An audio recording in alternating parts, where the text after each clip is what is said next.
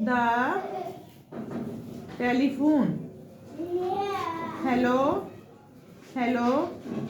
This is Alexander Graham Bell. Do you hear me?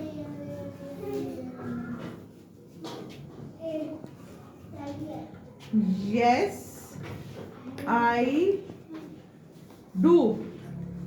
How are you, Alex? Question mark.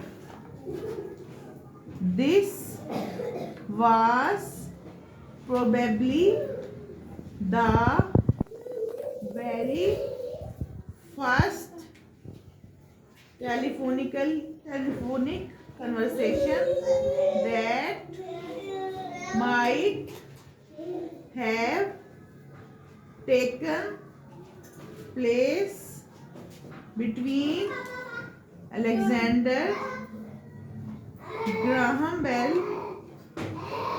and his friend miles away in the year 1876. Bell must have uttered these words into a small transmitter.